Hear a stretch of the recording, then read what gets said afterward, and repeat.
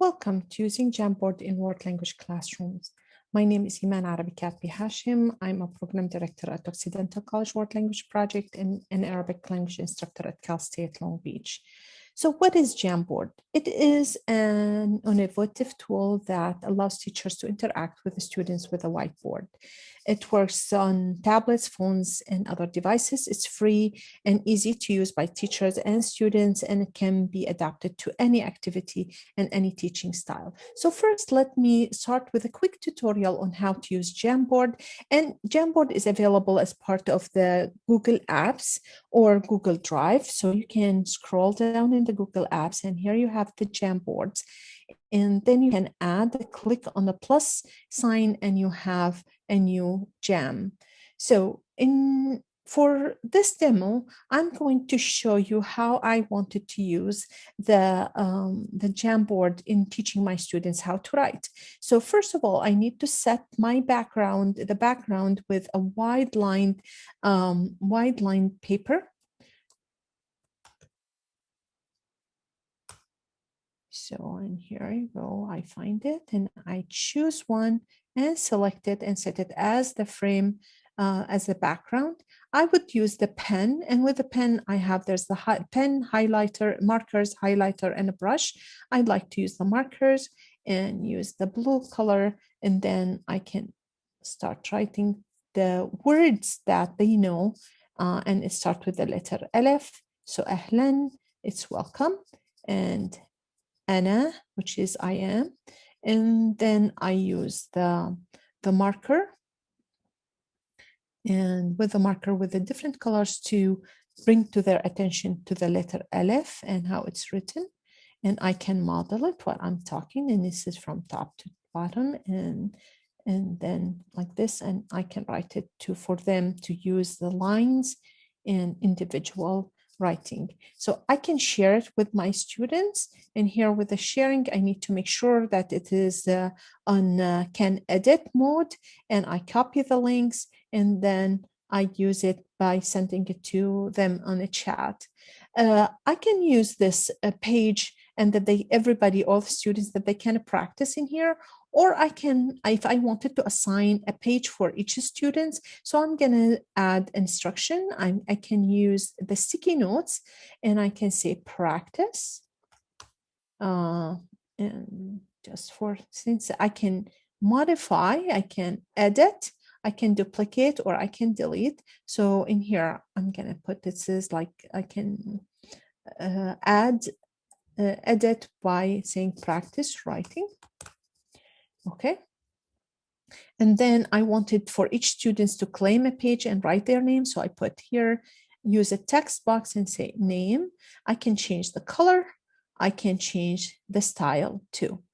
Now my jam slide is ready. So I click here on expanding the jam, and I can duplicate with the numbers of the students, and then each student can claim one slide, and that they practice the writing. Also, I have the chance to look at my students and see them live of what they are writing and who is participating, who is not, and check privately if that they needed help, or if that they are not doing their work, and what's the reason behind that. Other activities that I can use, that they can fill in the blanks, I provide the text, and then that they need to fill in the blanks with the missing word. Another one, as you can use the sticky notes and the pictures, and it's like to match the word with similar words. So it's the mother and with al-walida. Sorry. So this is how that they can use it. They can use it to rearrange the words in a sentence. I have vocabulary, and that they can create sentences out of this. I can use it to input vocabulary. I use this picture as a background, and then I teach them that this is a sea, or this is a tree, shajara, sama. And then later on, I can check for comprehension by asking them, helping me to label it, and asking them yes or no questions. And finally, I ask them to label these pictures. You can use it as a Venn diagram. Like you see, you can use the background with the template that you create or a picture that you create and set it as a background. I highly recommend that. Then students cannot move this from one place to another.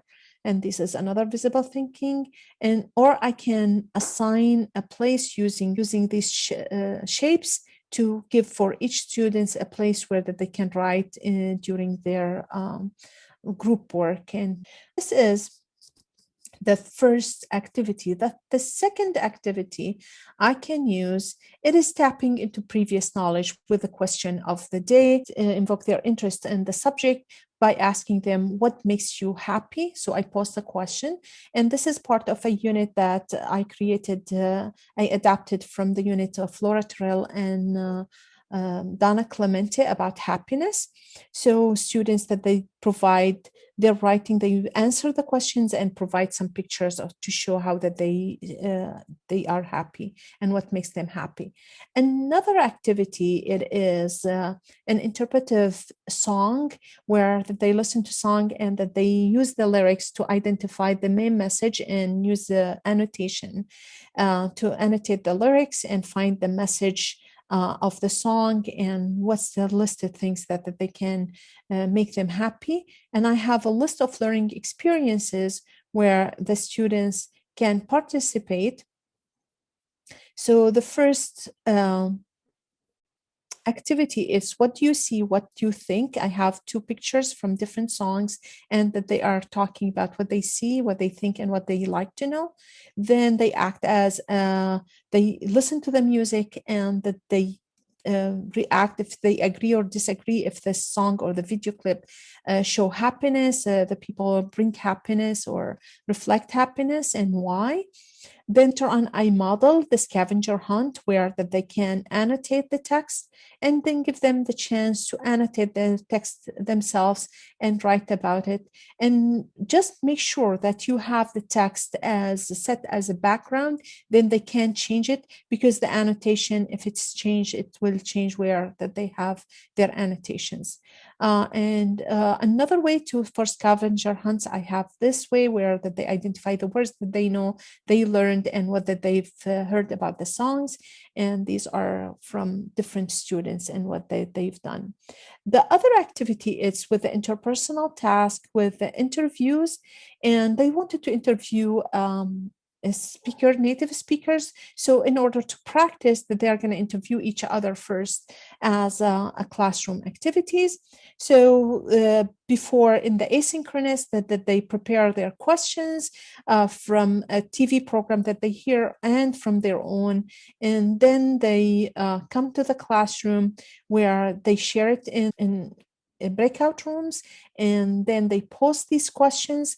They look at these questions and evaluate them from different groups and then choose which questions that they can they would use in their partners with the breakout rooms with the other groups. The other activity is that it is for peer editing, and with peer editing that they have they share what they wrote, and I can do the peer editing, the editing myself, or give feedback, or their friends that they can provide their editing. The last activity, it's a story contest where students work in groups to create a story, and then they read each other's stories and they rate them. They give them a points, and the story with the most points win a contest. Finally, I would like to bring to your attention it's the Jamboard pitfall. It is not made as a collaborative classroom tool. That's why you need to have an etiquette of how to use this Jamboard, because you don't have a control of writing before they write it or share it with the rest of the group. You can request writing the names on the post, then you can know, because one of the other things that you cannot know who is writing what on the Jamboard. So you really need to try to have either write their names on sticky notes or write them and give them a number according to their names, the list of their names in the classroom roster. Thank you for listening. I hope you found all these activities helpful and beneficial.